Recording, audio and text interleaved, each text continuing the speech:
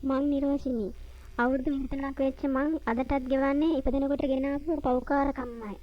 මගේ අම්මා තාත්තා කවුද කියලා මං දන්නේ නෑ. තේින ගත දා ඉඳන් මගේ ළඟ ඉන්නේ අනාථ නිවාසේ මැඩම් විතරයි.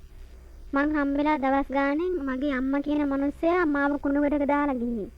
ඒ ළඟින් ගිය මිනිස්සෙකුට මං අඬනවා ඇහිලා තමයි මාව අරන් ගිහින් පොලිසියට බාර දීලා තියෙන්නේ. එතනින් පස්සේ මාව මේ අනාථ නිවාසයට බාර දීලා. එදා ඉඳන් මේ මැඩම් තමයි මගේ අම්මා. මගේ චූටිම කාලේ නම් කොහොමද කියලා මට මතක නෑ. ඒත් අවුරුදු 9-10 ඉඳලම අපි මෙහෙ තිබුණ නීති රීති වලට අනුව තමයි හැම දෙයක්ම කළේ.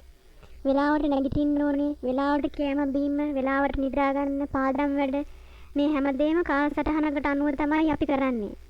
ඇත්තම කිව්වොත් දෙමව්පියෝ ළඟ හැදෙන දරුවෙක් ලබන දේවල් වලින් දශමයක්වත් අපිට ලැබෙන්නේ නැති තරම්. ආදරය කරුණාව අපිට ලැබෙන්නේ හරිම අඩුවෙන්. පොඩි හරි වරදක් අපි අතින් වුණොත් අපිට ලැබෙන්නේ ලොකු ලොකු දඬුවම්. ඒ ගැන හිතද්දී අපේ දෙමව්පියන්ට අපි ශාප කරනවා. හදාගන්න බැරි නම් ඇයි අපි මේ ලෝකෙට ඉපැද්දුවේ? මං අහන එකම ප්‍රශ්නේ ඒකයි. තමන්ගේ ඒ වෙලාවට දැනෙන හැඟීම් වලට වහල් වෙලා එයාලා කරන පව් අපිට ගෙවන්න ඕන.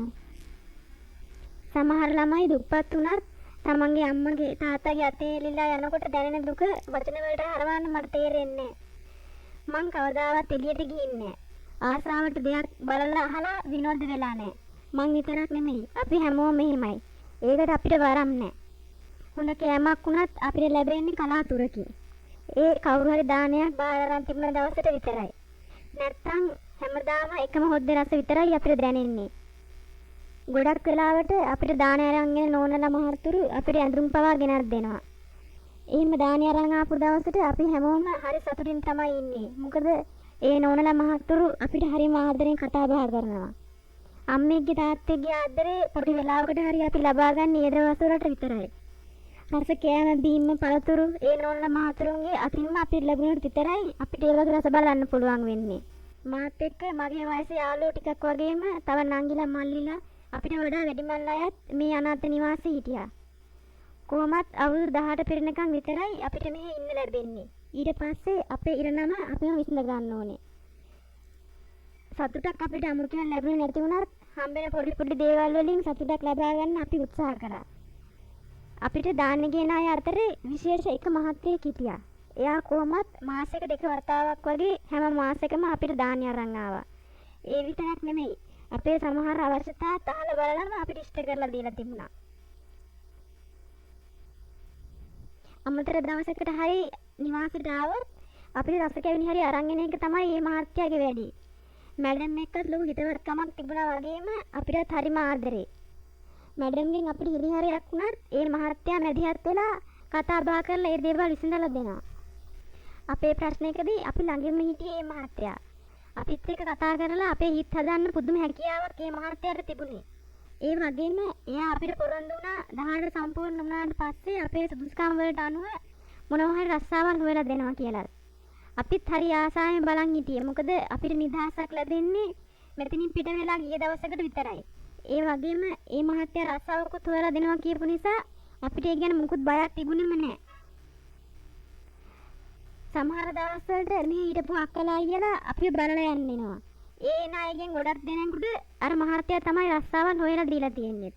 ඉතින් ඒව දකිද්දී අපේ විශ්වාසය තවත් වැඩි වුණා. ওই විදිහට කරදර අඩම්තේට්ටම් මැද්දේ අපේ ජීවිත කාලයක් ගෙවිලා ගියා. මං සාමාන්‍ය පෙළ හොඳට පාස් වුණා. උසස් පෙළට ඉස්කෝලේ යන්න පටන් ගත්තේ හරිම ආසාවෙන්. අපේ යාළුවෝ කට්ටියත් එක්ක එකට ඉන්නකොට මාව විශේෂයෙන්ම කැපිලා පේන බවක් මට දැනුණා. සමහර දවස්වලට මැඩම් අර මහත්තයාත් එක්ක අපි දිහා බලන් ඉඳලා මාව පෙන්නලා මහත්තයාට මොනවද කියනවා මම දැකලා තියෙනවා. මැඩම්ගේ වෙනදට වඩා විශේෂත්වයක් මට තේරුණා. අනිත් ළමයින්ට වඩා ආදරෙන් කරුණාවෙන් යා මට සලකන්න පටන් ගත්තා.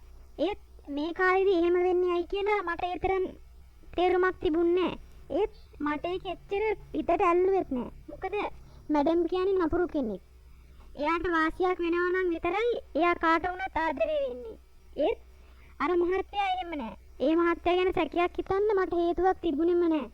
මොකද එයා මෙතෙන්ට ආපු දා ඉඳලම අපි හැමෝටම කරුණාවෙන් තමයි සැලකුවේ.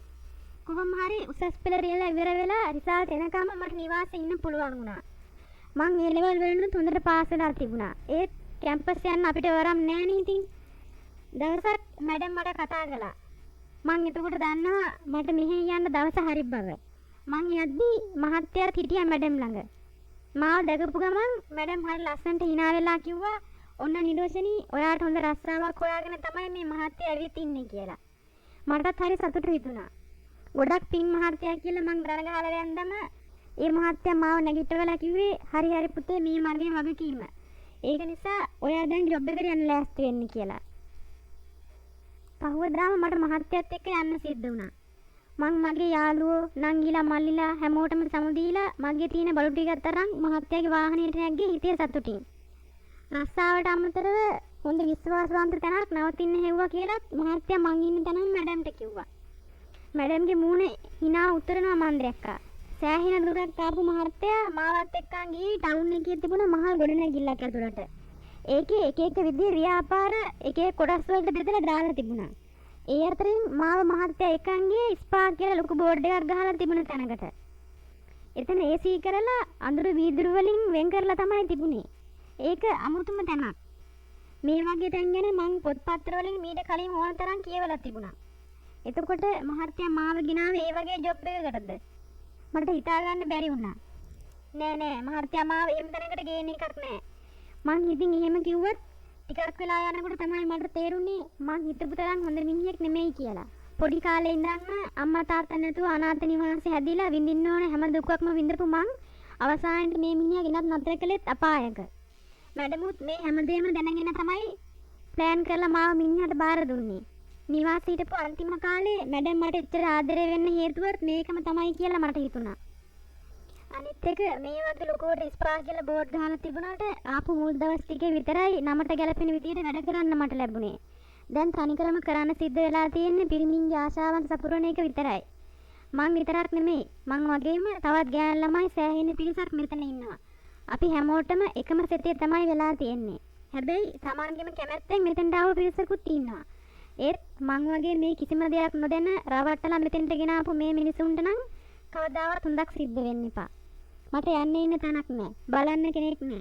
දැන් අවුරුදු ගාණක්ම මම මේ දුක විඳගෙන මෙතෙන්ටම වෙලා ඉන්නවා. සමහර විට මගේ ජීවිතේ හොඳම කාලේ මේක ඇතුළේදීම ගෙවිලා යයි. කවදා හරි දවසක මගේ රොඩ්ඩ විතරක් මේකෙන් එළියට විසිරෙයි. ඒක තමයි ඇත්ත.